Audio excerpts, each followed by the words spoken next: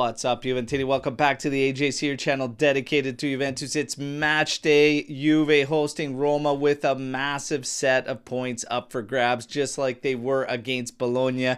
And Juve went out and got them. Are they going to take them home and send that cocky motherfucking Gasperini home with one of these? Let's go. We got a ton to talk about in headlines as well, because you always got to have a little bit of drama. And what did I tell you? You get a soul back, but J Medical will always take a soul in return, all right? And that happens. And today, it's Cabal. Cabal's making the headlines. But we're going to tackle it all together with Skanga and Paolo here. Fellas, how you doing? Skanga, how you doing today, brother? Buddy, living the dream, almost Christmas break, ready to greet Santa in a couple days. This should be exciting. Should be exciting. Nice. Don't give him a day. Want some good gifts. Paolo, how you doing, brother? Good morning, gentlemen. I'm doing fantastic. Good morning out there. Good afternoon, good evening, wherever you are in the world. I'm really excited about today. I can't wait for a win. Let's go. Oh, yeah. Let's go. Let's beat these punks up. And talks of the town's going to be old Sule, and fans still upset about that one, you know? Oh, don't worry. We'll get to it, Skanga. We'll get to it, Skanga. But again, you guys, what's up to everybody in the chat? While you join us, remember, and for all of you tuning in on X, head over to YouTube. Make sure you're subscribed. That's going to enter you in this month's giveaway, which we're already at December 20th. I mean, we're not far off from calling the winner of the third kit with Yildiz on the back. And then for our membership status Legends tier, you guys, the 120th anniversary kit. So good luck, everybody, but you got to be subscribed. I see Shatterstar in here, Alex, Juve, Tuna, Giuseppe Cataldo. It's great to see you all in here. Mitch, Alex P. Let's go. Let's rock. And again, as stated, your squad list is out. Milik is in. All right. And available. And I believe, if I see this correctly, May 25th, 2024 is the last time that he made a squad list for Juve. All right. That is So there you go. He's back in. But as mentioned, J Medical will always claim a soul. And it's Cabal. Cabal is out, not making the squad list for today's game. A new injury.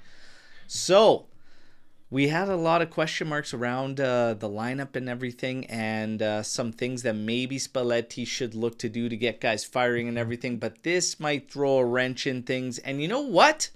Old Coat Miners kind of threw a wrench in things, but we'll get to that when we tackle the game. We got some headlines coming out of this week that we got to get to, and obviously the one that took the cake that I didn't give much light of day to until we absolutely needed to, because of where it all originated from, but that was the locker room drama. All right? And then, you know, some of the guys in question go out of their way to, you know, just put fans at ease. And then they say, well, now I really believe it. Now I really believe it, they said, once these photos came out. And, of course, there was the classic one with Locatelli dressed up as if he's a regular Italian going out for an espresso. And you got Jonathan David looking like he's going to Antarctica, all right, in that's, this. that's AI-generated, that you photo. guys, AI. yeah, totally AI-generated. First off, just, guys, what do you think about this whole thing? Did you believe it? Do you not believe it? Do you think it's all BS? Do you like what the players did? Do you not? Where do you stand on all this? Let's start with Paolo, and then we'll get to Skanga. Well, I don't know. It's really annoying to hear that your new striker is not being welcomed by the rest of his teammates, and then all of a sudden there's a bunch of pictures of people smiling with him. Whatever this is, it shouldn't have come out. If it's not true, then we shouldn't be hearing about it either. It's really awkward. I think it's really awkward. And guys, come on, get your act together. I think it's kind of silly. But how true it is, I don't know. Only David and the other boys in that locker room know whether he's been welcomed or not. And I know a lot of these guys love Dusan. And Dusan's job was being challenged when David came in. So who knows? Maybe there's a bit of arrogance, a bit of cliquiness happening. If you've ever been in a locker room or in a with a club, you know that you get cliques sometimes. But hey, Yeah. I got my feelings, but Skanga, where are you at on this? Where were you at on this You're whole telling me all these years I've heard that Dusan is a problem in the change room. Am I freezing? No, I'm back. I've heard all these years that Dusan is a problem in the change room, and now people are telling me that he isn't a problem in the change room because it's not real. Okay. Where there's smoke, there's fire. I think some players are just assholes. Sometimes people are assholes, and they have their little groups, and they put other players out. And I agree with Paul. This is the kind of stuff that should stay in the change room. And maybe Locatelli is an asshole, right? Maybe that's what kept him out of the Azzurri all these years. Maybe he's one of the uncoachables. Ooh. I still like Locatelli as a player, but in the change room, they could be whoever they want to be. So I believe it. I believe that some players are just we don't really want to talk to you because, for whatever reason, silly or not silly. But I think there is some smoke to this fire. Okay. I don't know where Vlahovic has been an issue for fans for a number of reasons, but I don't think anybody for the locker room. I've never heard locker room issue for Vlahovic. In terms of this whole thing, I think it's a whole lot of bullshit. Where there's smoke, there's fire. The smoke in this instance being this group of guys going out for dinner and not inviting David. Guess what? There's about 19 other guys that didn't get the invite either. It's totally normal at your workplace to have maybe guys that you connect to a little more than others. The smoke in this instance is super weak. There's so many reasons I don't believe it. Number 2, Luciano Spalletti. Luciano Spalletti would be the first to shut that shit down. If you know anything about Spalletti's career and locker rooms, this shit wouldn't fly. And it would have had way more steam and a lot sooner than right now. The other factor in here is Jonathan David. And Jonathan David integrating into an Italian dressing room, also a massive one like the one of Juventus, and being extremely introverted. He is a massive introvert. Even amongst the Canadian national team, he's seen as this kind of weird, strange guy. Spalletti, I like him making jokes about it with, you never put grated Parmesan over the seafood pasta, right? And if he did that, yeah, they were right to do it. I like him making cracks about it, making light about it. The players coming out, they took a lot of heat for doing it. They were in a lose-lose situation, I feel. Yes, that's true. Yeah, because that's true. I think that what they did is good. I think probably the words from Gatti when he came out and spoke to it, saying it's all noise, and we're getting cheap shots taken at us from guys that aren't even in there, that have no idea about it. And I think the words should have been stronger. There's something I've always said about this team, that is, they need to start controlling the narratives. And they need to stop letting the media run wild with shit. I actually feel like Chiellini or Spalletti should have shut it down a little bit more aggressively than making light of it, but they made light of it, and it is what it is. I'm not buying into it. The ultimate reason I don't buy into it is because there's one thing that I believe wholeheartedly, up and above of everything, and that is Amici di Nessuno. The biggest storyline is Juve's got 5 wins out of its last 6, and they got to rock the fucking boat somehow. They do. That's fair. It's a fair point. I'm just not buying it. But lovely pictures with Jonathan David. Nice smile there from Jonathan David, so I like it. Handsome man. And the other thing is, assholes, I think if they were that big of assholes to actually alienate a newcomer, we'd see more of the asshole in them on the pitch. And these guys are fucking soft. So I'm not buying it for that either. I'll be quite honest. To alienate somebody in a locker room, you have to be a special type of prick. These guys don't have it. I don't see it. That's just me. Point taken. But hey, Johnny David smiling. Don't put that cheese on the seafood pasta, okay, buddy? And you'll be all right. Now, headlines. Roma. Cristante linked again with Juventus. Holy, Let's go. the forehead. Is the forehead coming to Juve? Okay, where do you Let's stand go. on this one? I mean, this is, for me, super underwhelming if we're looking at this guy for leadership and experience, because holy smokes, I know that we're talking about leadership and experience needed at Juve, but I'm also not incorporating Cristante into that. Cristante for me, easy as that. Skanga, you're living off that flick in the world, in the Euros forever. So, Well, people live off of Chiesa's 1 goal or 2 goals in the Euros forever. So why can't I live off of Cristante win us the title? All right. He doesn't come on and flick that to the back post. We lose that game. Call me a liar, because that's what happens. So anyways, yes, I am living off of that one. Now, what is the price tag? I didn't see anything but a price tag. who cares? He's junk. There is no price tag associated right now. They're just claiming that Juve holds him in high regard, and he's got a contract that's up in 2027, and it doesn't appear that they're going to be renewing. I would not. He's not Brian. God bless him. You know, named after Canadian legend Brian Adams, but not at the top of my list. Obviously, I know he's not even on your list. I think there should be other targets. In all seriousness, we should have other targets before old Brian. If he came in as like the 4th or 7th pickup in a roster flip, I wouldn't mind it. Yeah, I went there. Paolo. I went there. I know, whether it's Di Lorenzo or Berardi, there's guys who, what I really get annoyed about is teams trying to take whatever crap that they've got stuck on the floor and scrape it off and say, here, Juve, you want this, right? Well, give us this amount of money for it. I hate getting offered other people's junk, and this is another example of people trying to make noise and get interest in players by putting Juve's name next to them in the same sentence. Get out of here.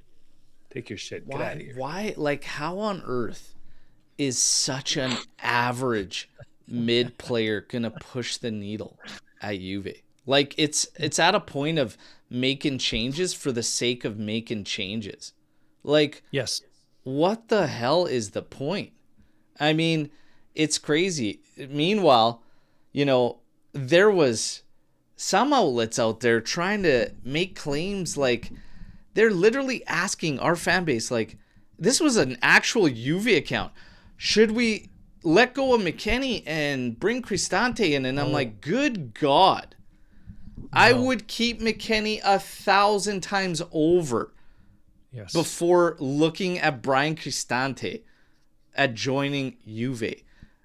Meanwhile, McKennie, we did get a little bit of news on, and Nico Skira is making a bold claim that Juve and McKennie have an agreement at 3.6 million euros. And the same story that was around back when Giuntoli was still here is that the agent's commissions are where the issue lies. So now that this information has come out, I got to ask you guys, at 3.6 million euros, are you comfortable with that for Weston McKennie and keeping him around? Where does that put him on the list? Do we know that? 3.6 is down. Like, it's still, like, Milik makes more. So, like, 3.6 is significantly down the list. Oh, down the list. He's not taking a pay cut, is what you're saying. He's getting a bit of a bump too. Yeah. I'd have to see where it is on the list. Again, these numbers are skewed because we're used to North American salary numbers, and it's like you paying a guy $3.6 million a year. It's like, yeah, why? Of course, compared to what we see. But in football terms, I think there's going to be a lot of people in here that say no. I don't see anything wrong with that number. For some reason, the first time you said it, I'm like, yeah, 3.6. Yeah, pay it. Paolo, what do you think at 3.6? The number itself is fine. I don't think that's an incredibly high amount for what he might be able to do. What kind of bugs me is that that's what we're talking about. If you look up and down our roster and on our bench, we don't have a great starting 11 on good days when everybody's healthy. So we're going to try and find money to keep another I'd say average guy around. And Mac's okay. I mean, he has his moments where he's come in and stepped up for us. He's played roles that we've needed to be fulfilled. He scored some nice goals, but I don't think he's a starter. I mean, he couldn't start and hold his spot at Leeds. So if we're but talking he's a starter about with us. net, okay, so 3.6. These are some of the salaries around there. Openda's making 4. Conceição's at 3.8. Loca's at 3.3. Coop's at 4.5.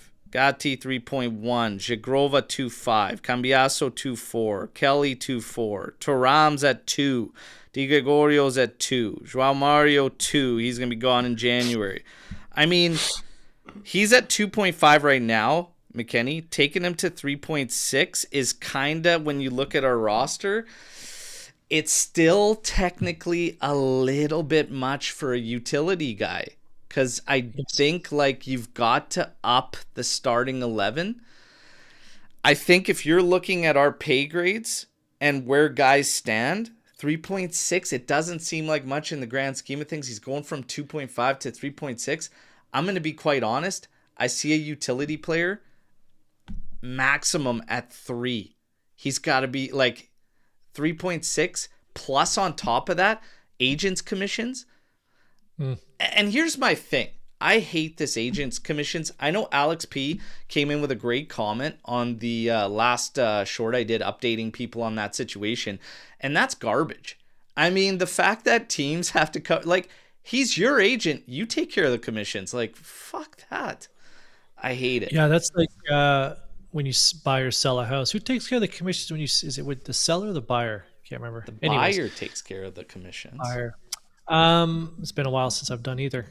Actually, no, you're right. Seller. Sorry, seller.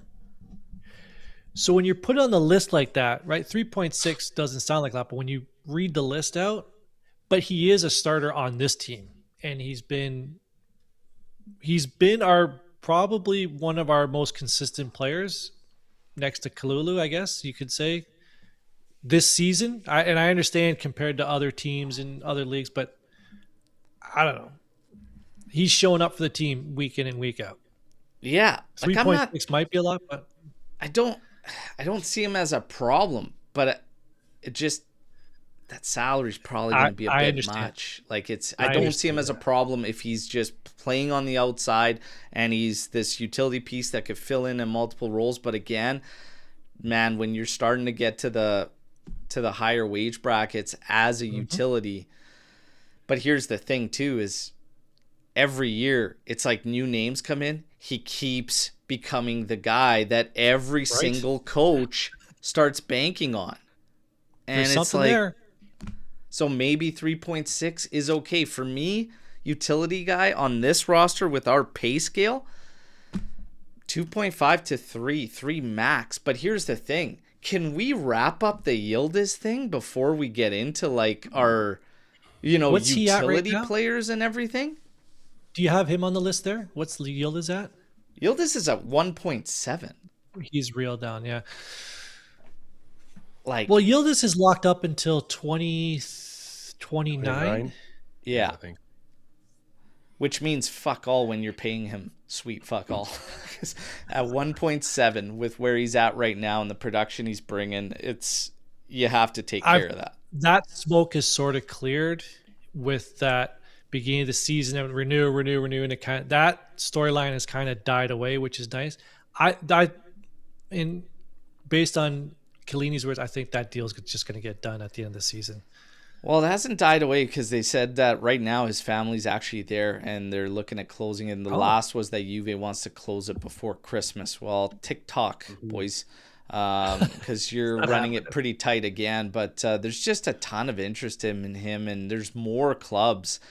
But right now, the offers that they're thinking that they can walk in, they're literally treating Juve like trash. If any of these rumors have any weight to them, like if they're thinking they could walk into, Continassa and sit down at a table and be like, here's 75 million, and they think we're just going to jump on it, is wild. Add a 1 in front of that, and that'll get you in the building. But I still think Juve's best interest is to keep this guy, keep this guy moving forward.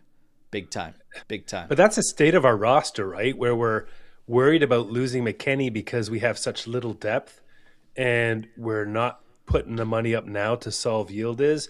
The problem with the McKennie thing is also it's an easy move for Kamoli, right? It's an easy retainer of a player that he already has on the roster versus replacing him.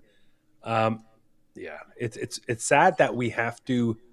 We're worse off without him. I think that's what bothers me, is that if we don't have him, we're going to be without something. And I don't like being in that position on a player who's pretty average and is hit and miss every year. Yeah. It's for me, we got to wrap up the Yildiz thing. I'd hate to see a situation where this guy, I have my feelings he's not going to be around a super long time, but for God's sakes, a couple years, we got to have a couple more years at least.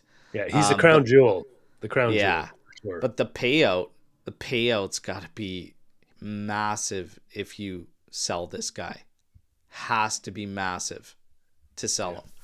You know, Paulo, were you saying $5 million a year? That's what I was thinking. It's got to be upwards of 5-6 a year. Oh yeah, like 6.5 is what's rumored, with bonuses on top of that. And you know what? Fine with it. Absolutely fine with it. He's age, all this aside. There was balking about the armband and too soon, whatever. This kid he's doing his thing. But you can tell with certain guys when they have the right head on their shoulders. I feel that way about him. There's this level of trust that I have in him, the way he presents himself, the way he speaks in interviews, everything. Like, it's pretty rare to find a guy at that age that speaks like that. Bellingham's another one that, like, the way he speaks, it gives you this calm. It gives you this feeling that, you know what? He can handle it. He can handle it. So Yildiz, let's lock it up. Meanwhile, you know, you're talking about a layup for Kamoli in the sense that this is a guy you just have to retain. You just have to find this deal. You have to get it done. João Mario continues to be this move that is like, what the hell was the point? And what the hell are we doing? You know, if David can't get to dinners because he grated the cheese over the seafood pasta, what the hell did João Mario do at that dinner? Because nobody wants to play this guy for like a minute in any game. January, it appears that Juve and him and his entourage are working towards saying goodbye. This whole thing is bizarre because we're looking for an outside player as it stands. So I actually almost feel like we're not going to say goodbye in January just to keep him around and then maybe say goodbye in the summer. It feels very odd to me that you have a team that is probably heading into the winter window looking for safety nets. And I don't know what the hell is the deal with this João Mario thing. It's weird. It's weird. I don't see why we would get rid of him in January. In order to like swap, like a player swap maybe for a center back or something, but getting rid of him in January, I see no point. Yeah. That too. Yeah. I don't see the point to it. This thing is all bizarre with João Mario. Like, all bizarre. And also, where does he play? Like, we don't really know how. Well, he doesn't play. That's the right. And where does he play? But he plays on the right side, in the middle maybe. He's not really a forward. He's not really a defender. He's kind of a midfielder. He's only on the right side. You got Zagrova and Chico on the right side lining up for that spot higher up. I don't even know where you put the guy. But enough of these. It's like guys like him and Kostic. That's our depth. God help us. Come on. Like, that's the thing is like. And we got to sign McKennie. Can't do without him. You're looking for outside players as stand. Juan Cabal has just gone down again. We're waiting for details, obviously, on whatever that is. So now you like. Not surprising. There was so much talk about Cambiasso sitting him, and like giving him a break to like try and pick himself back up. You can't. No. You literally can't. No, you can't. No, you can't. Because to Paulo's point, he just listed who our depth is. And then getting rid of one of those depth players, if you want to call them depth players, then what are you going to do? Then you're back to shuffling the lineup, trying to fit square pegs into round holes into other positions. Yeah, it's a problem. It is a Rugani and problem. Milik. And look, we're asking Santa for Palestra. They didn't want to. They wanted to sell him to us last year for around 30 million euros. With a good season that he's putting forth, drawing attention at Calcio today, I can only imagine what those mutts at Atalanta are going to ask for. Holy smokes. $79 million. Mutts. And by the way, Alex P tipping everybody off as to, there is no locker room drama, because this is exactly why we don't let Joey Cappuccino out for pizza nights at the AJC. 1,000%. You throw pineapple on that bitch, you ain't coming back, all right? Oh, so, we're going to get to some pizza talk and Storm the Barn. I already have one question lined up. You better believe that. Now, Roma today. Okay, big matchup. We got to get into this one. Roma have not conceded more than one goal in Serie since the 12th of May, and that was against Atalanta. They have won 12 of their 17 away games in Serie in the calendar year 2025. Outside of those 12 wins, they got 2 draws and then obviously 3 defeats. They've only ended a calendar year with more away wins once in their history, and that was in 2017. Ourselves and Roma are 2 of 4 teams that have conceded the fewest goals from set pieces in Serie A this season, and we each have conceded 3 only in Serie A. We are actually tied with Roma there. If you look at their form, they have 4 wins, 2 losses in their last 6. So for them, Ferguson and Dybala have struggled this season, the latter scoring just once in Serie A, his worst ever start to a top flight campaign. And I thought I saw it in here with Swarit asking you if you're betting on a Dybala goal tonight there, Skanga. But we'll get into that. Playing. We'll get into that. Another Argentine ex-Juve player, Sule, expected to start. He ranks behind Yildiz and, of course, Nico Paz for combined shots taken 29 and chances created 25 this term. All right. When you look at Juve, we have beaten Roma the most times in Serie A, 86 wins for the Bianconeri, 42 for the Giallorossi, and 54 draws. We have scored 278 goals in Serie A against Roma, only Inter having scored more against them, scoring 300. Roma won only one of their last 10 matches against Juve in Serie A, 5 draws, 4 defeats. And that was a 1-0 win thanks to that Mutt Mancini on the 5th of March 2023. My God, you let that absolute mutt end it. Jesus.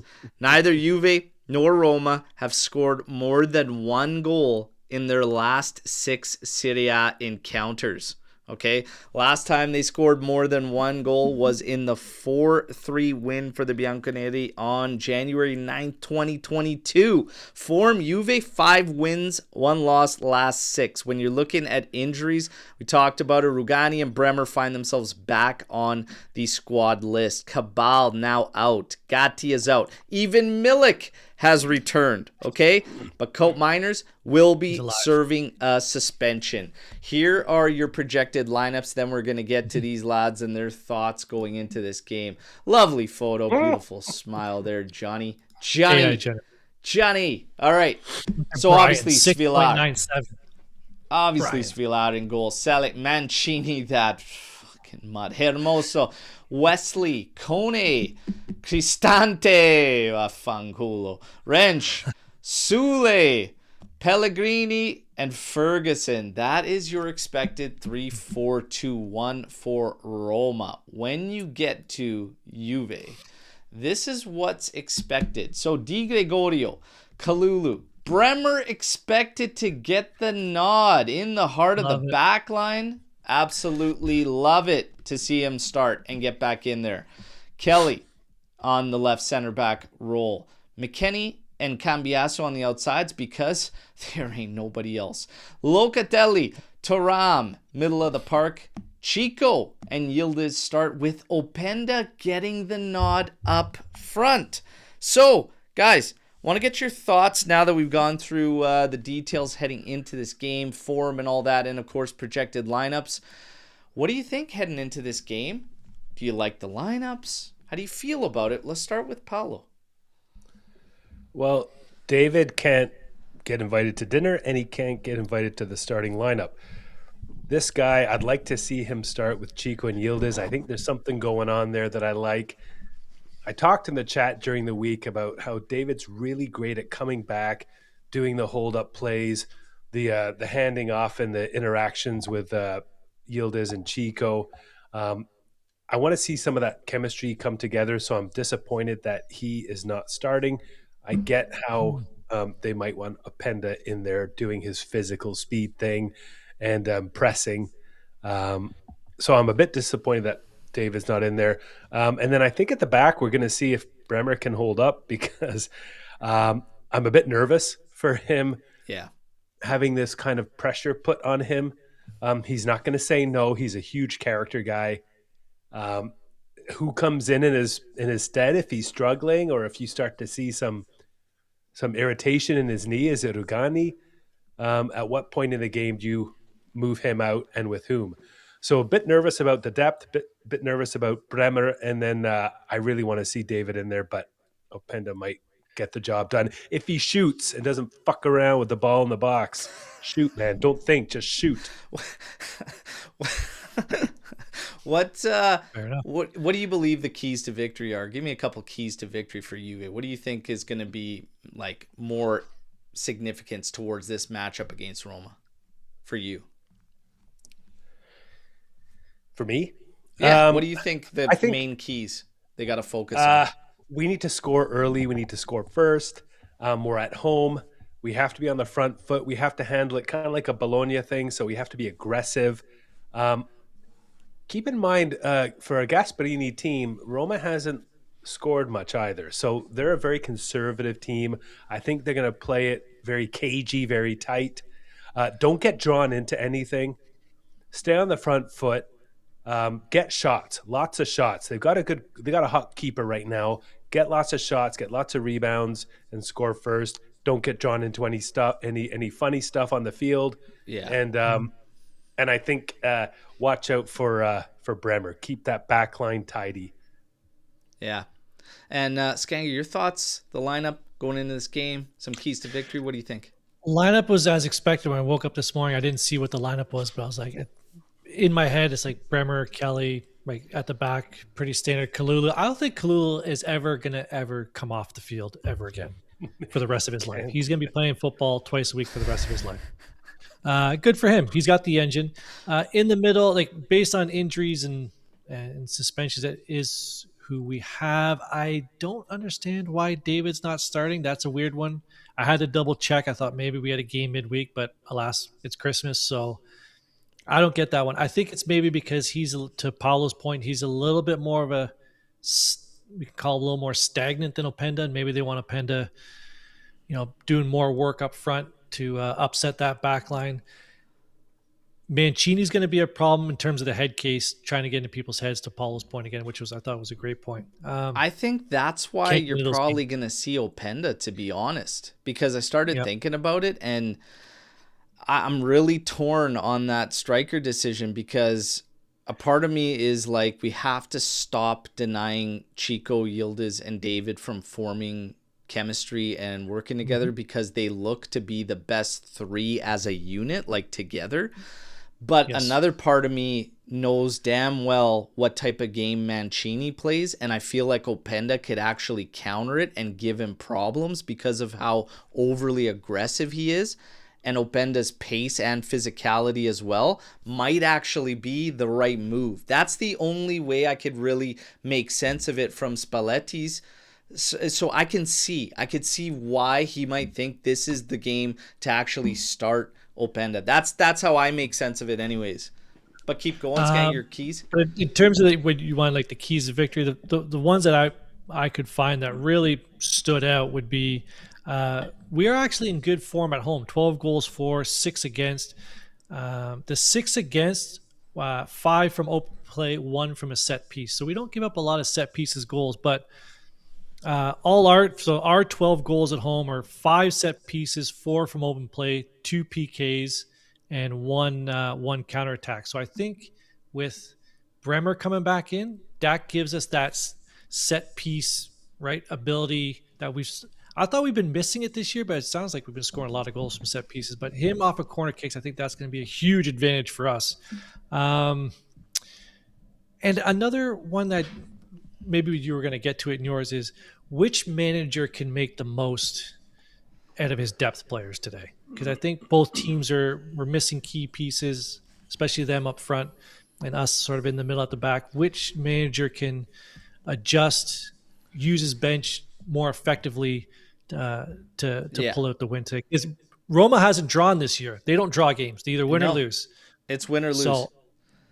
So I think this one is going to be a win or loss today. Yeah. You're looking at this, and we went over some of the details in this thing with numbers in terms of goals and even scoring twice, etc. Roma doesn't allow a whole hell of a lot in Serie A. They've only allowed 8 goals, but they've also only scored like 16. So they're not scoring in bunches either, which isn't typical of Gasperini-led sides, which go guns blazing. It's a much different looking Gasperini team, and it does appear to be focused on clamping things down and kind of going from there. So yeah, I kind of feel like I have a good feeling about this game because I feel it's a game that Juve should be in control of. However, I can get away with the decision up top. I think where my issue might lie is the fact that, I think it's fair to say at this point, we're going to miss Co-Miners in this game, playing from that left center back role because of what he's been doing in terms of on the ball and helping being another body, because everybody else just bombs forward and we don't build up together as a unit. And he's been massive in that because he's stepping forward from that back line and he's being another option across the middle that helps bring balance left to right. So I don't see anywhere in this lineup where we've accounted for that. And that's the tricky thing, because how else do you do it while keeping this 3-4-2-1? There's nobody else you're going to drop back into that left center back role that's going to do it.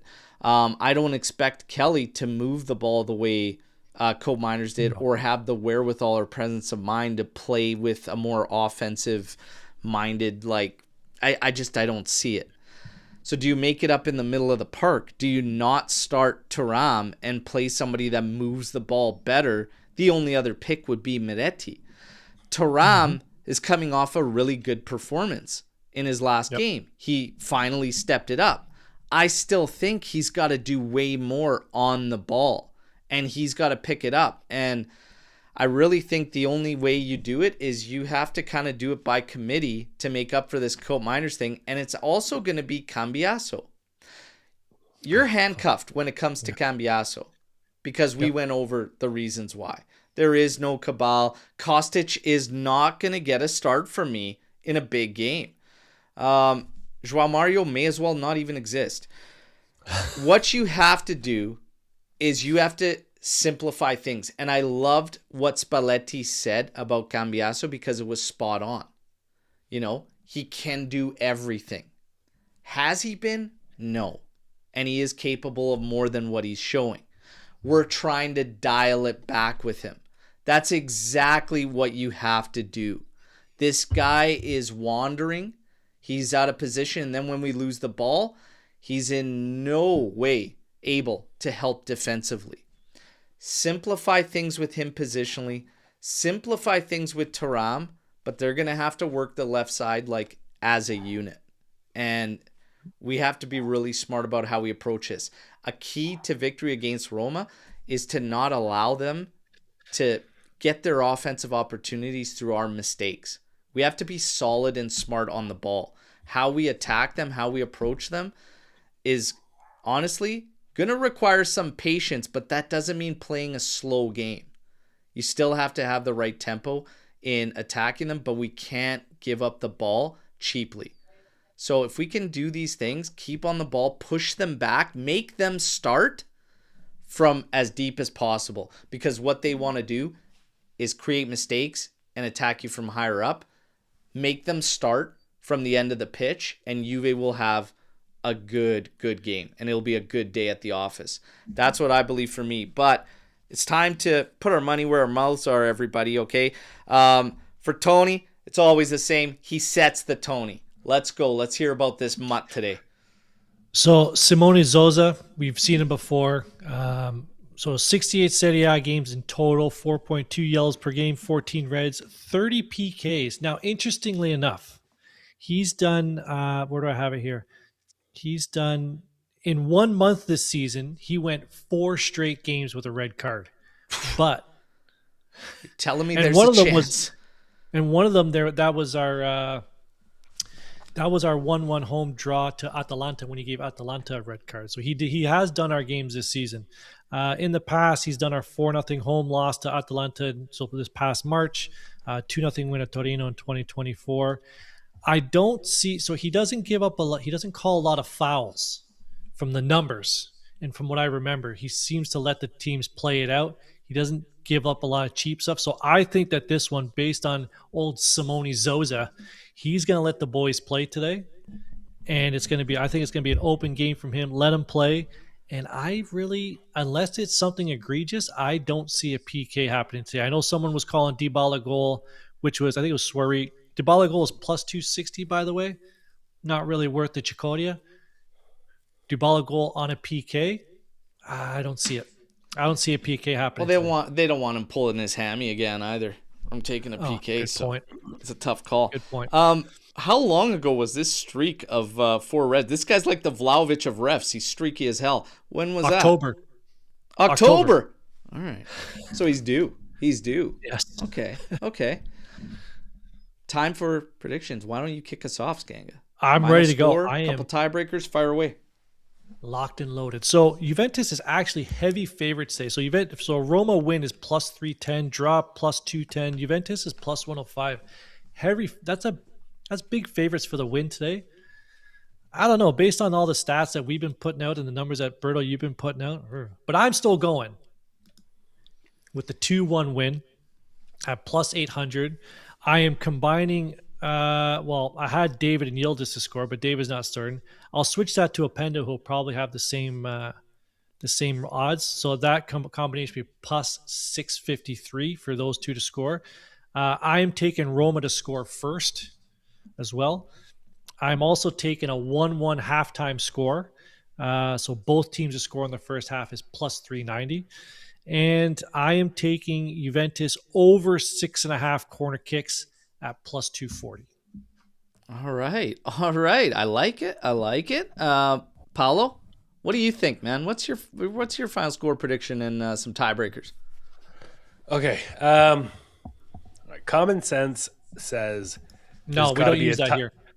Well, I'm not going to, but it says you have to. That Roma's due for a tie.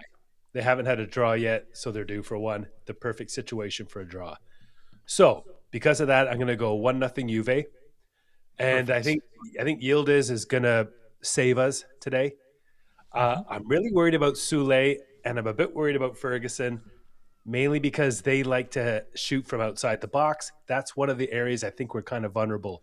But I think it's going to be close. Yildiz 1-0, and then what else do I have to put in there?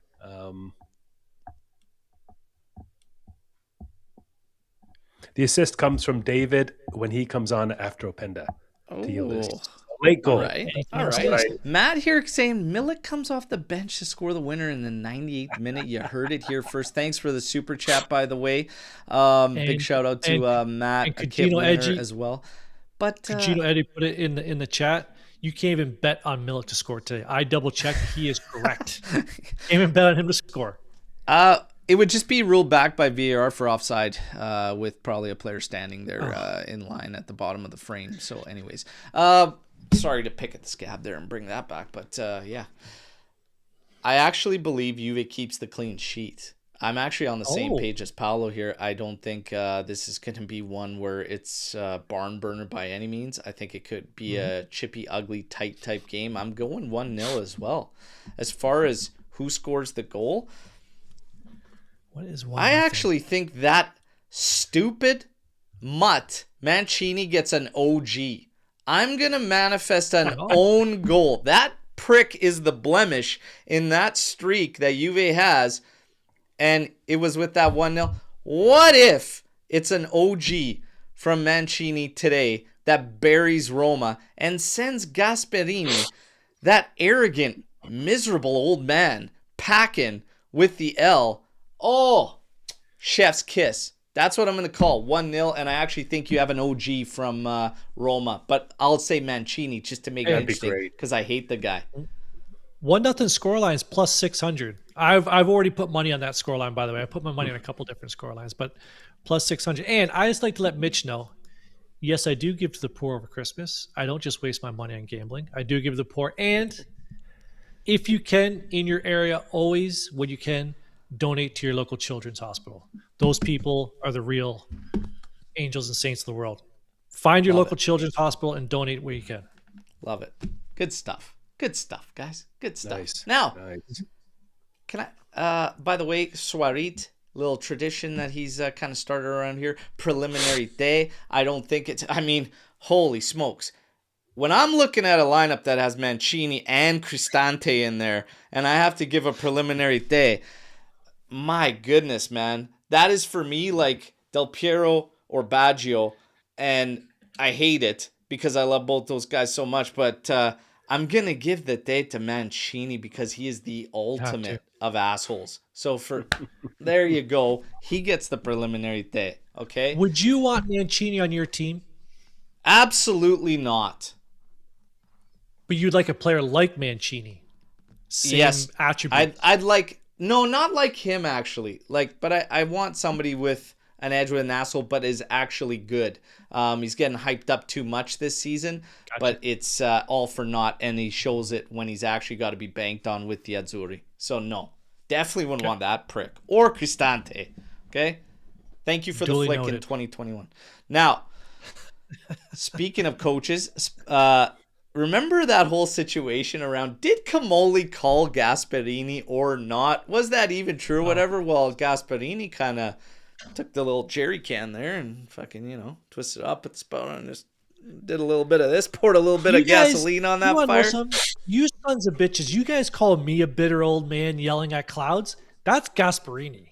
I think he kind of reminded everybody what an arrogant little prick and petty little Keebler elf he is. Because his words there of saying, oh, why didn't you choose Juventus? And simply saying, oh, it wasn't a big enough challenge. Oh, why would I want to do that? What a mutt, man. He might get the preliminary day. I'm surprised he wasn't even on the list, to be honest. Yeah. You know what? You just made the list. Gasp. Write that down. You son of a bitch. Now, Spalletti. I want to talk about Spalletti. Sure. I am growing in appreciation for this guy as time goes on, and I listen to him speak. I was against it. Everybody knows. I like the way he is handling things. I like what he's saying about the players because he's offering a bit of praise, but he's keeping them like, you ain't going up here. And he's done it with everybody. And he caught flack when he did it with Yildiz, saying he could still do more. And he took flack for that. And everybody's like, what the hell are you saying? And then after he clarified on the next one, he goes, because I believe in him so much. And we all know what he's capable of. He still hasn't even shown what he actually has in the tank. Cambiaso took the time to put things in check. Now, obviously, we spoke about it. He has no choice. Like, Cambiaso's pretty much got to be the guy, but the way he's playing it is great because he's so aware, I would say. I think he's the most aware so far in how he speaks about the players and how he's treating the situation with all of them. I think he's the most aware that we've seen in a long time. Am I out of pocket in saying that? Do you guys get the same vibes so far? Like, without getting too in depth on Spalletti, do you like him so far? Like, just in terms of how he's treating the players. Go ahead, Paul. By the way, when he threw Yildiz under the bus, that was after Napoli honed in on his ass and sent him back to Turin with a loss. So I didn't appreciate that from him. I think his experience has been a positive. I think his experience is coming through, and so far his record's pretty good, and his experience and how he handles things is working for the most part. Yeah. Simple comment about the Parmesan on the seafood. Puts him at ease. Masterclass in handling issues. Skanga, what do you think so far? That's a great way of putting it. Like he even knocked Locatelli down a peg this week too. Just saying he hasn't. No, he's playing well, but he hasn't, played to his full potential yet. And you have to, right? And but he's also claiming shit that's not true and saying that all the other guys can do that spot, which I don't believe is true. Fair enough. He's keeping them on the level. He's keeping them on their toes. I like it. That's the best way to put it. He's keeping everybody on the same level. He's not raising one person above, because that's what the media wants to do, right? They want to put Yildiz above everybody else, but he's putting everybody on the same level. He'll give you that belief, but it'll be like, easy, buddy. And then he'll rein it back like, no, yeah, it's good. Boom. Come back. And you would think that, and logic would dictate that you say stuff like this about your players, you'd see a regression. I haven't seen a team regression after he's joined. Maybe some players here and there you've seen, like Turam has had some down games, but as a team, I think we've progressed with Spalletti after Tudor. I would love for him to have that Napoli game back, because I still don't know what the hell on earth he was thinking with no. That was a big oopsie. That was a big oopsie. And at least, like I said, I didn't appreciate things right after the match until the presser ahead of the Champions League game, which was right after, when Kalulu came out and said, no, with us, he took full blame and said, I set you guys up miserably right from the get-go. So he took ownership of that. And like I said, I could deal with the BS in the pressers if I'm hearing that kind of stuff from the players and that he is taking accountability. That's a bad mistake there. Would it have changed things completely? I don't know, but gradually we are moving in the right direction. It's 5 wins out of 6. This team had a stretch of 2 wins out of 13. Okay? Yeah, let's not forget that. Let's not forget that. Now you're 5 wins out of 6. You get a big one against Bologna that I felt pretty comfortable about the entire time. I feel very comfortable about today's game as well. 100% agree. There is no team in Serie A that scares me. And if Serie A ever goes to penalty kicks, we're safe. Because I don't know if any of you watched that clown show yesterday between with Inter there. They're going to be showing that to children in training as to the worst PKs ever taken. And that's not how to do it. But anyways, Spalletti, there's appreciation. But we've got a segment for Paolo here. All right? Mm-hmm. Paolo's got his segment. It's time to rock it. And I believe Spalletti might come into it. And this is called Give Me a Minute. All right? It's really clear. Paolo's going to have 1 minute with 5 topics, uninterrupted, to rapid fire his takes on them and just fire away with what he thinks on it. Okay? Yes. So, I hope you guys enjoy. We're having fun with everybody in their segments. Absolutely love it. And here is Paolo's. Let's get the timer up. 1 minute. There's even a ready to go. Holy shit, this is awesome. All right, Paolo, number 1. Is Locatelli the right captain for Juve? Locatelli is the only captain we have right now. He's the right guy for now, but it's only because we don't have any other options. I'm going to say he's not the right captain for us. I think his performance, his numbers are strong. I think his attitude is good. His availability is good, but he doesn't have the killer instinct. He doesn't impose himself always consistently on other teams. He doesn't challenge the refs well enough. He is too slow and not aggressive. He doesn't put enough balls into goal situations. I don't know if he has the locker room or not. I don't know if he rallies the team on the field or not. I think he's the best guy we have right now, but we need somebody like a Del Piero, like a Buffon, like a Vialli, like a Nedved. He's not one of those guys. So no, he's not the right captain for us. Boom. 5 seconds to spare on that one. I thought it was a minute for all 5 questions. I'm like, this is going to be awesome. No. That's a little bit much. That's a bit much. Okay. Is midfield top priority in January? Yes, it is. We talked a lot about defense in the offseason. We talked a lot about defense in the first few games. When Bremer went down, we talked about defense again. But clearly we're losing everything in the midfield. Locatelli wants to be the 5th defender. And I'm not anti-Locatelli based on what I said earlier. I still think he's a solid guy. But he's like our 5th defender when he has the ball. Moretti's not the finished article. He's not ready yet. Adzic can't get back on the field. Thuram is hit and miss. Coop is on defense. We don't have anybody in the midfield to control the game, to manage the game.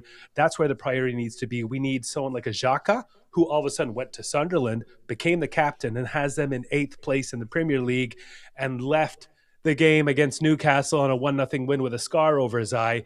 We need guys like him in the middle. We need somebody stronger, great playmaker, two-way box-to-box, and a leader and some experience. So we need help in the midfield right now. That's where we're losing it. Great point. Where the hell is Adzic? Where did that guy go? Yeah. They forgot about him heading for loan in January. All right. Spalletti should be given next year. No.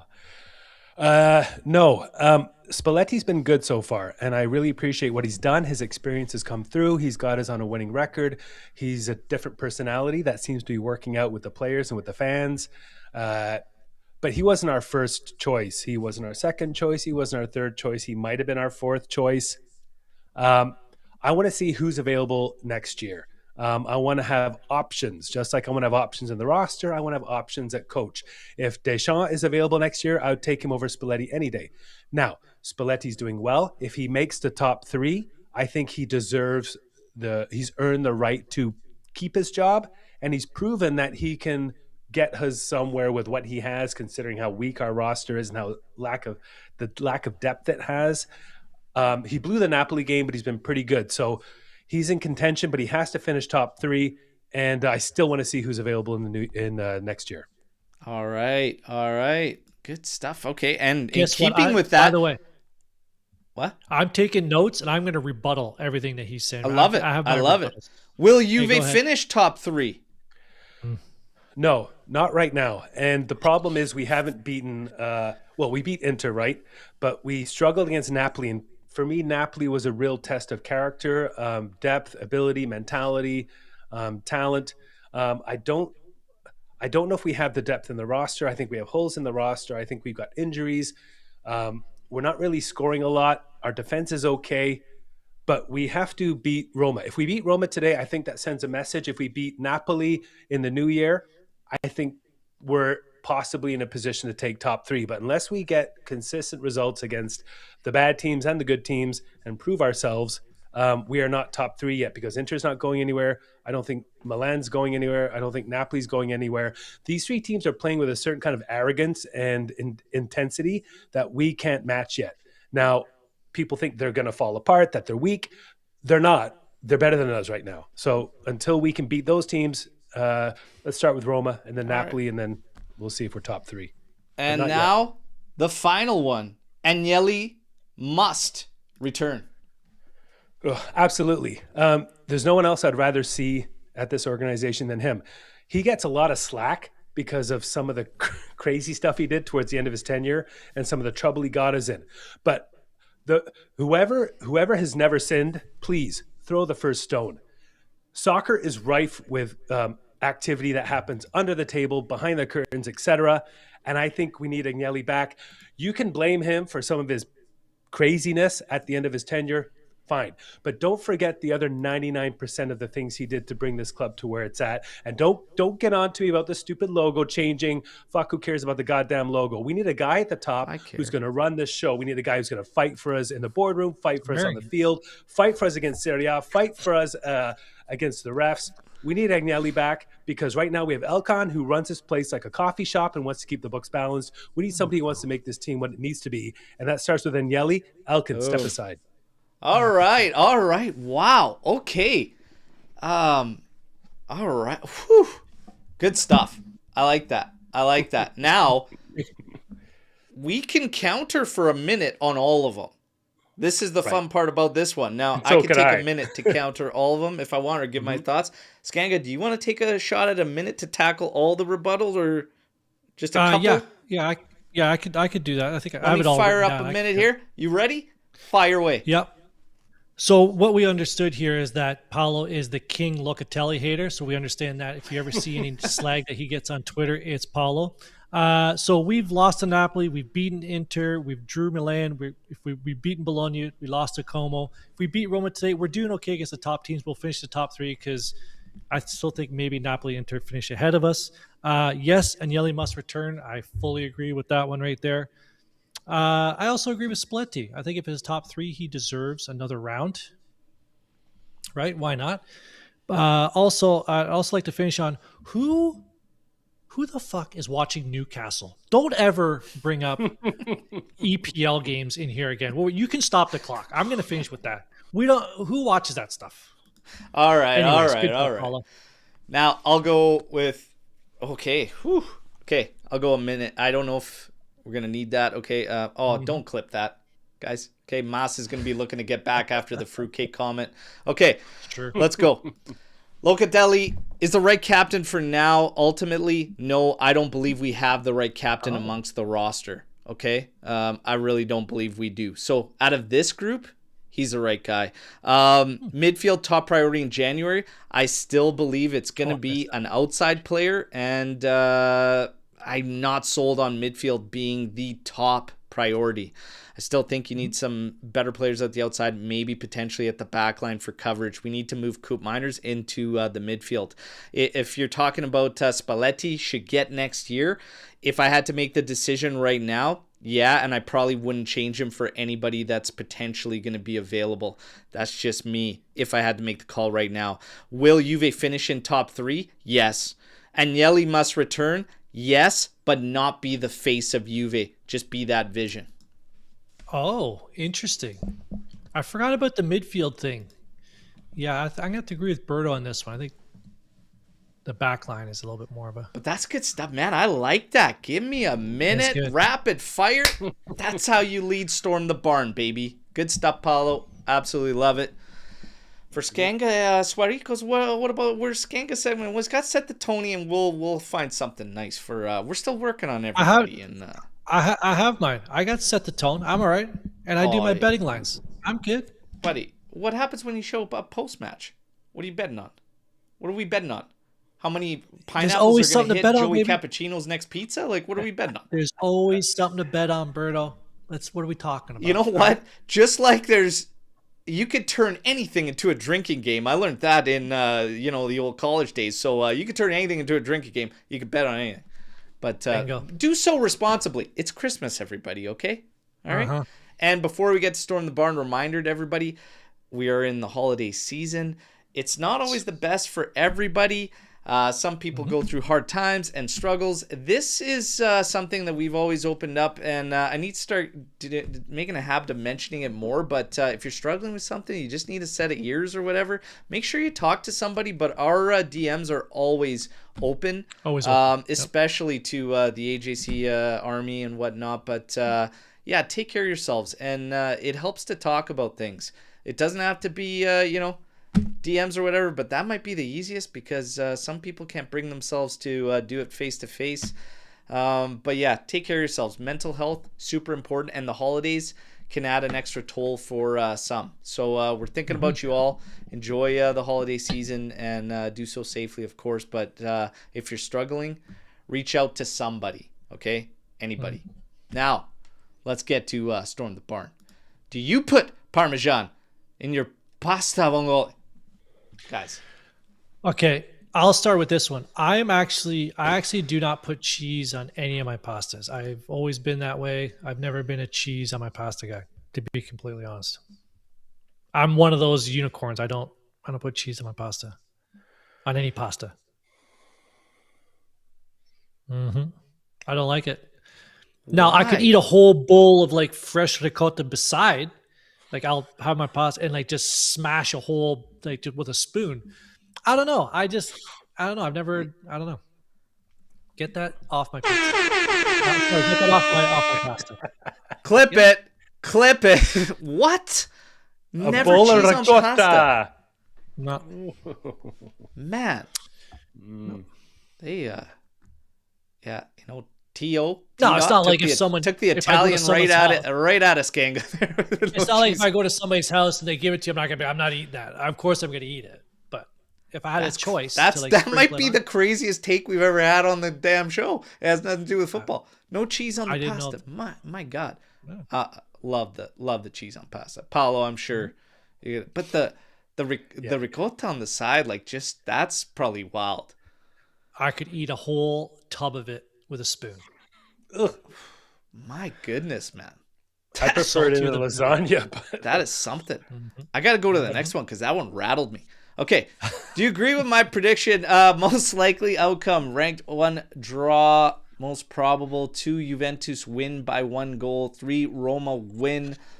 Least likely given Juventus home record. Okay. Yes, I would. If most I was putting some money down, is a draw. No, I think we're gonna win today. I think I'd flip 1 and 2. Yeah, that's what I would do. Yeah. That's what I would do. 2 of you are betting people. Would you bet 500 euros on Milik to play at least 5 minutes against Roma? Absolutely not.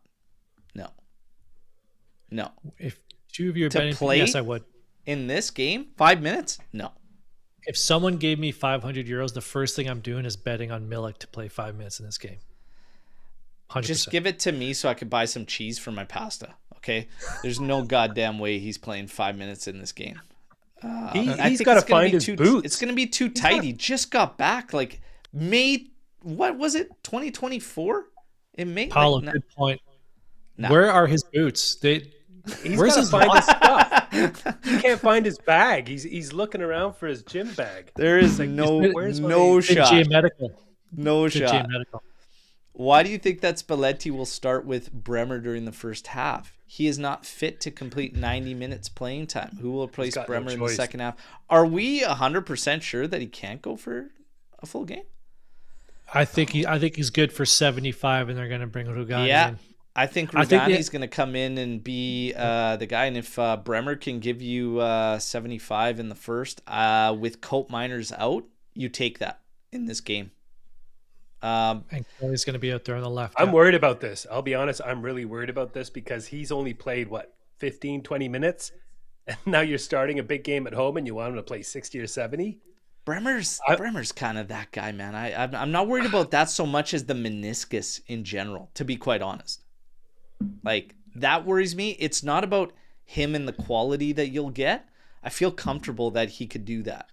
But what would be the alternative? What would you do? You start Rugani and you bring in Bremer for another 15 or 30 minutes in the second half to keep easing him in, because you've got a long stretch of easier teams, and that's maybe when Bremer starts to. But Rugani would be less of an easing in than, because he hasn't played at all.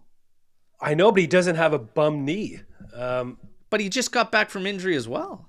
So it's like, I don't know, man. For me, if you do or don't. It's tough. That's a tough one. Yeah, I don't know, Bert. It's tough. We don't have the depth. I think we have to start Bremer and hope for the best. I'm looking at this 4-man backline. Giratina shot out here, and that's giving me instant agita.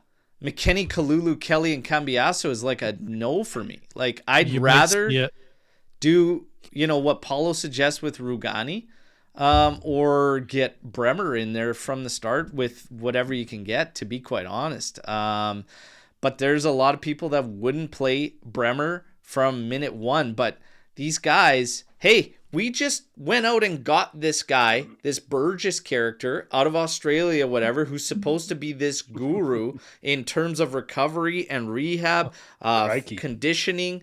Hey, this is where you earn your money. These are the calls that need to be made involving this guy who's supposed to be this guru. Let's see if he gets it right. But I'll say this. Thankfully, the match is in Turin because the Roma pitch would be absolutely a no start because that thing claims more lives than J Medical. And that's saying a lot. And MetLife Stadium. Yep. MetLife, yeah. Who's your preferred midfield target from all the rumors? For me, it's between Fratesi, that could help offensively and already know Spalletti's system, or Timber on a very cheap and good deal. What year is this? Fratesi still, like, what year? You know what, guys? When we've got rumors and their names already involve my saying of te, it pretty much ends right there. Fratesi? No. Timber is an interesting one. Is it going to push the needle a bunch for us? Like, I'm going to be quite honest. There's not a whole lot that is super appealing for me so far of the names we've heard. I'll be quite honest. Out of those guys mentioned, I'd probably lean towards Timber and not Fratesi. That for real. What about Verratti? I would do it if the details were good and they had a good read on his physical conditioning. If he could, absolutely. Absolutely. If the money was right, the deal was right, if he wasn't looking to fucking rake us over the coals, yeah. Bernardeschi's not coming back. Don't, please, God. Bernardeschi. Easy. Easy. If we can get two players during the January market with a budget of max 45 million euros for both players, it ain't happening. It's me and Berto. That's who you're getting for 45 million. And I got no knees. That might get you me, okay? My agent commissions? Tell you. You're talking about your wife, aren't you? Oh, she can negotiate. Oh, yeah. Oh, yeah. It's a tough deal for Juve. Taking the first 15 games of this season, do you think that Inter are the clear favorites in winning Serie A title? No. I don't think there's a clear favorite right now. 100% agree with you. There is no clear favorite. No. Don't see it. Because everybody's beating everybody and everyone's sort of fallen to the mid-tier. That's why I sort of disagree with Paulo's take on not being able to make the top three. It's just everyone's sort of beating everybody. People are dropping points all over the place. You just can't drop, but you can't drop points to those middle teams. You got those and the bottom feeders. You got to win those ones. Because the top teams you're going to it's going to sort of even out. It's how you do against the middle range. That's the key. Yeah. Losing to Como was probably a big one. Fratesi, Suarez making comments here. Match-winning goals against Barca, Bayern, Champions League. That's extremely impressive. I don't think any other Italian has done that. But we got to think about, if you guys were worried about David getting alienated, you're going to bring in the dude that Mac was fooling around with his sister into the locker room. No, let's keep that out, okay? So if Mac's renewed, Fratesi's definitely not coming in. No. Hey, man. Welcome. How's your sister? Like, could you imagine that conversation? Yeah. Hey. How's she doing? Tell her I said what's up. Hey. She talk about me? Quit slandering the good name of Joseph Cappuccino. The man is a sweet baby angel, only when he's sleeping. All right. Oh, and this is coming from Erected. Someone with Erected in their name. True. That's a little forward. Okay? Slow it down. Makes sense. Offside, sir. Yeah. Or man. No, we love Joey Cap, though. 100%. Napoli away games are always shit because we travel the same. The lads always look like shit there. The no striker thing would have looked different at home. I'm sure of it. I don't know if I agree with that, Alex. That stadium where Napoli plays, that horror show, that haunted We've been house awful there for too long. Too long. We've been awful. And where is it? Bergamo, where Atalanta play? Yeah. Those two play, we just cannot win there. It just Sassuolo. Sassuolo is another stadium where we just could not win away at those three places. I'm not so sure that the no striker thing looks different at home. I don't know. I don't know. I tell you what, there's so many other things I would do before even going back to that anyways, that it should be a non-factor. Unless you're in an absolute pinch. Milik returns home because he misses J Medical, and then David and Openda, like you only have one of them available, then maybe you look at that. But there's so many other things I would do before getting to that point. How many points for Juve until the Napoli game? This is a big one. When you look at guys starting to get fit, a lot of talk about Spalletti changing setups, formations, etc. Now would probably not be the game. So when we go back to the whole Bremer thing, should Bremer be gone first minute, whatever, you're talking about a back four, and then you're talking about a makeshift back four, or you're throwing Rugani in there who's got less of a go leading up to this game than Bremer. I don't know if I mess around with things too much. This might be the last game. If you're honestly thinking about making a change and you're Spalletti, this is probably the last game where I stick to things before going to it, because then you look at Juve's schedule and it becomes the time where you could take that shot. Pisa in a week on the 27th, Lecce, Sassuolo, Cremonese, Cagliari. Then you get the tough Benfica, Napoli, Monaco to finish the month of January. But in the build-up to that 3-game stretch, man, Pisa, Lecce, Sassuolo, Cremonese, and Cagliari, those 5 games, how many points do you believe Juve pulls out of those games? I think Juve has to pull at least 10 to 12 out of there. Has to. If not 15, but you have to pull at least 12 out of there. Yeah, I'd be... Well, we want 15, but like realistically, if you want to keep up with the leaders, you have to pull 12. I don't think Juve's going to drop a game in that stretch. I'll be quite honest. Maybe not. You might get a draw in there, I'm thinking you'll get your 12, you'll get your 13, which is what you have to get out of those games. Mm-hmm. I think they'll do it. How many are away? How many are away, Berto? So we're at Sassuolo and we're at Cagliari. The rest are at Pisa. So those 3 are away. Doesn't matter. And then Cremonese and Lecce is at home. So Sassuolo is a draw. The rest are wins. There you go. 13 points. Yeah, I think 12, 13. Paul, you think we'll get that? Yeah, I think you guys are probably right. We're going to be dealing with some low blocks. So we'll see if we can get some goals in there. I don't think we will lose. And it's either 1 or 2 draws and the others are wins. So it could be as few as 11 and it could be as many as 13 or 15. I mean, there might be a draw in there, but there's no reason we can't own those games, and unless it's an injury problem, a depth issue. But yeah, you sort of touched on it, Berto, in terms of formation change. I know you've been talking about formation change with 4 at the back.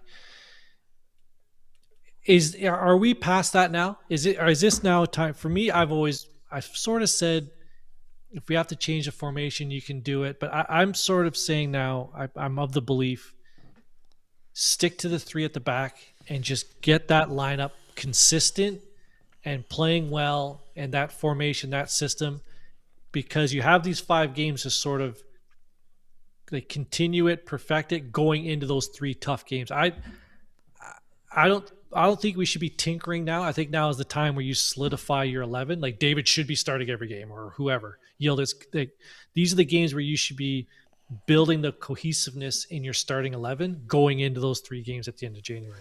It's funny. We had a predicted lineup of a 4-3-3. That was the projected like 2 days ago. And I looked at it and it was interesting because I said the exact same group of players you could take and make a 4-3-3. It would look the exact same. It just changes the shape or whatever. But to that point, you could agree with Spalletti that formation doesn't matter. But I kind of feel like the back 3, when you start looking at the roles of the players and how it plays out, it's almost setting us up, and it's almost like they have this anticipation of being deeper.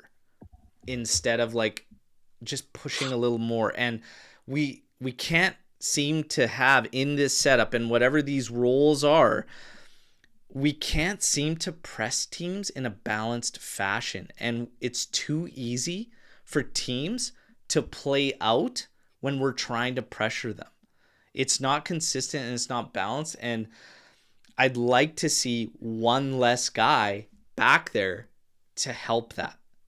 And I think it would go a lot further. So if Spalletti wants to call that a role rather than a shape or a formation, whatever the hell you call it, there's something that's still, for me, just not clicking 100%.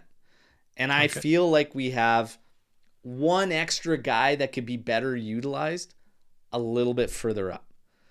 And for me, if I'm looking at this team and everything that I've seen, I've said it all along. There was a couple games in this run where Colt Miners was looking a little suspect defensively. He cleaned it up a little bit after and whatnot. He's been good for the most part there. I'm thinking that, like, honestly, Loka and Coop should be the ones running the show in the middle. And I feel like Thuram's got to, like, rotate with Loka at times, rotate with Colt Miners until he starts doing more on the actual ball. Ball winning can't just end there because Thuram's got so much more. So, like, I kind of feel like we are still searching, but it's like one small tweak away. That's just me, personally. You make a good point. We haven't committed to a press. I see a lot of teams right now committing to a midfield press. So they let you come forward a bit, and then they're aggressively pressing just after the halfway line into your space. But we've never really committed to a press. Yeah. And to have a press, you've got to get guys like Locatelli and Thuram and other guys really high and helping to push and put the pressure on. So, yeah, I don't know if Spalletti or our roster has an identity for pressing or not. But either do it or don't. But you've really got to decide. You know, if you don't want one or two guys burning their energy on a half press, come on. A small little tweak, I think. We're not far off, but it's funny because to Skanga's kind of like where I think he was leading up to is your 5 wins out of 6. If you take another big one, you get a couple back-to-back wins and big ones. Do you want to rock the boat? You might just want to leave it alone and say, hey, if it ain't broke, don't fix it, right? Keep going. But yeah. It's that feeling, right? Mitch Berto, how about instead of a kit giveaway, how about a kit auction? Winning price will be donated to a children's hospital. That's not a bad idea, Mitch. That's actually a really good idea. That's actually a really good idea. I like it. Yep. Respect. We'll look at it. Well done. Look at it. If you had to pick now who wins the Serie A title, also scale Juventus. of 0 to 100% on our chance. I don't think it's that out of reach, personally. Okay, if you had to pick the winner right now, give me the team if you had to pick the winner, Skanga. Juventus. I had 60% chance. If it's over 50, I'm putting money on it. I love it. I love it. Juve, 60%. Paolo, if you had to pick a winner right now, 60%, right? Every time. Well, I can't say the Inter Merda. They should win it, but I'm going to say Napoli unless I see us doing more. Our chances of winning it, I think, are right now maybe 35% chance of us winning the Scudetto. I don't like those odds. I think there's too many cracks in the ship there with Conte, and he doesn't have enough hair plugs to fill them. I think that ship's going down. I'll tell you right now. If I had to pick a winner right now, with all that's going on, I actually still would probably say Napoli finds a way. But if I'm talking about Juve's chances, at this point in time, I'd probably say like 36 to 40. That's not completely out of reach. But I'll tell you what. So you're telling me there's a chance. If we get that 12 or 13 out of that run, if we get that 12 or 13 out of this next run, hey, things can get interesting because nobody is convincing. That's why I still feel like it. You can't say it's out of reach. You can't say it's gone. And I mean, to something Omer said a little while ago here on the show, is like, if you don't have hope, what the hell is the point of what are we even doing here? At some point, what are you even doing? You know, like, I'll hold out hope. I'll tell you right now, it's far from over. And look no further than the start. You can't go when you have a strong team, when you have a legit favorite, you don't go 2 wins out of 13 and still have a shot at being in the discussion. We're right there. We're not far out. It's one. You got to take it one game at a time. You can't really be talking about school. If you didn't have, okay, and if some still had hope at that point because of where it was mathematically, now you got 5 wins out of 6 and you have less hope than you did before, huh? Yeah, you need to find Jesus. Now, I do have a storm in the barn, but I don't know how. I think we can take a couple more until we get to mine. Let's go, fire away, man. We're getting really close, and there's a lot. We have my machine gun, but go. This came up in the chat this morning. Oh, Paula, maybe you didn't see. I think this was in the Twitter chat. This came up. You thought my take about not putting cheese on pasta was crazy? Would you ever eat pizza with tuna on it? What the hell is that? Absolutely not. Did you not see that conversation? At first, I was like, interesting. It's not a North American thing, but I'd like to see the chat, people who are not North American. Interesting? No, it isn't. Well, the idea, I wouldn't eat it. Actually, I don't know. I think I would try it. Interesting. That's a bad idea. Paulo? I've put tuna in mac and cheese for my son when he was Look younger. At this son of a bitch. But no, I would not put it on a pizza. Wouldn't be my first choice. I'll tell you right now. See, like, okay, and this has nothing to do with tuna's takes because I like tuna. Yeah. Okay. Yeah, we love tuna. To eat steaks. Tuna steaks. No, I don't like tuna. So, like, on a pizza, something I love? Absolutely not. No. Okay. And I tell you what, was this in our team chat? Because that. So someone put it on Twitter, and that the tweet came in. It was just a conversation. Like, outside of North America, apparently this is a thing that I've never pizza. I feel like that question was asked as a screening tool to look for serial killers. That's insane. No. You don't put tuna on pizza. Guys. Roast beefs. Anchovies. Don't put his Poor comment Jonathan David is getting shit for cheese on a fucking seafood pad. This guy, there's people putting tuna on pizza? Yes. Apparently, like, restaurants have an option. It sounds like it. Listen, this isn't my idea. This isn't my idea.